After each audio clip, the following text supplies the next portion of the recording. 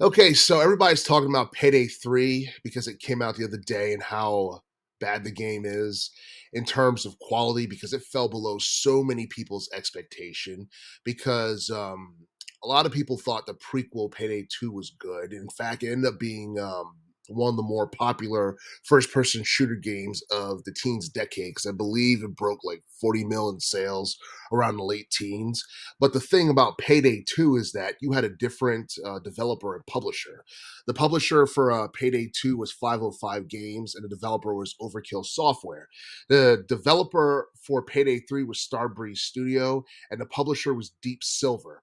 And a lot of people know Deep Silver was the same publisher for the Saints Row reboot from last year. And people wonder why this game was bad when it was released. And what I mean bad is like the servers were crashing, there was a lot of lag. A lot of people complained about the fact that there was no solo play and you had forced online matchmaking. And the thing is, who'd want to play a video game where there's like one like game mode and the quality of that is poor? You know what I mean? So I do feel that this game could have been a lot better than what it was. In fact, Payday 3 in some ways kind of feels like Overwatch 2 all over again when it comes down to its launch. Because I remember when Overwatch 2 first launched, a lot of people were complaining about how horrible it was and how they've waited you know, hours in like the lobby just to get kicked out in the middle of their gameplay.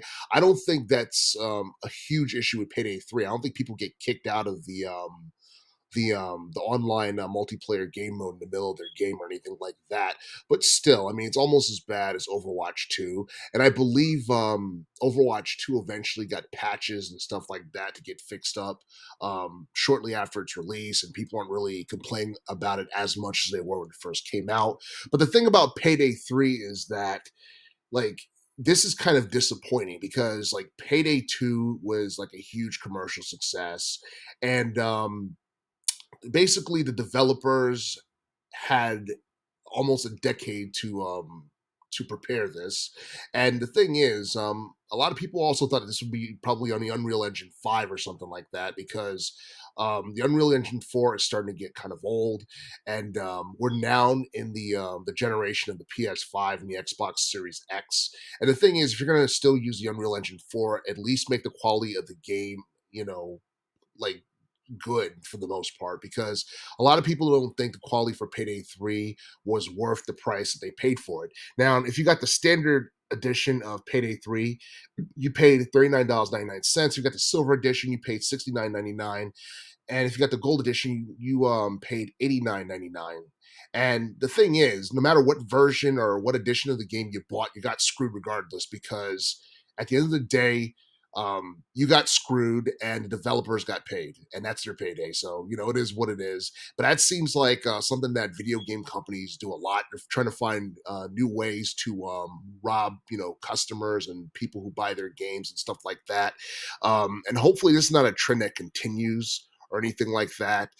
But at the same time, I mean, don't hold your breath because I feel like cryptocurrency is always going to be a thing, or looting and all that stuff is going to be a thing, like loot boxes and having microtransactions and all that stuff. It's going to continue to be a thing, and video game companies are going to do everything they can to to make a quick dollar off of their consumers. um I do feel that like for the most part, like Payday, like the series, I have no idea if it's going to recover from this because you saw what happened with Saints Row after the reboot came out. Shortly after that, like the I believe like the series is dead. For the most part. I don't think Saints Row is ever going to come back, and I feel like with Payday 3, this game is probably bad enough to tank the entire series.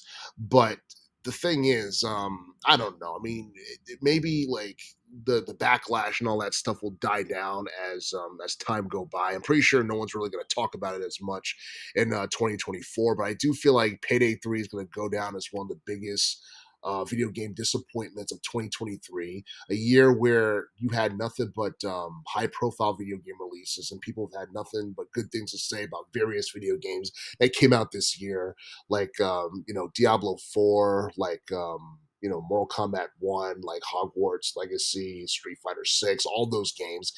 Like when you think of 2023, I don't think people are going to think of Payday 3 being this massive failure. If this game came out like in 2022, it'd probably stand out more because there was a lot of high profile video games that came out in 2022. But the thing is, Payday 3, I feel like, is one of those games that's going to be put in the same category as Overwatch 2 in terms of having a disastrous release. And it seems like this is a trend for first person shooter games because I don't know. I just feel like the first person shooter genre is not as popular as it once was. And first person shooter games in general was better back in like the Xbox 360 era where you had like tons of offline content you can play locally with your friends and all that stuff, and online multiplayer game modes is optional. The problem with putting all your stock in online multiplayer game modes is that if it's bad, then the whole game's going to be bad. If you have offline content that's good and it's interesting and keeps people, interested in the game itself, then it could be considered a decent to good game.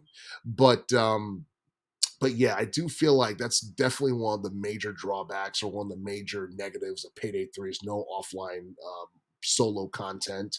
And and again, the servers are bad and they took away features in Payday 3 that was present in Payday 2. And as a result, it seemed like this game, for the most part, has been blasted by critics. And honestly, I feel like if more time was spent on this, it could have been better. If they decided to put solo content on this, it could have somewhat of salvaged the game from being, completely eviscerated by, critics.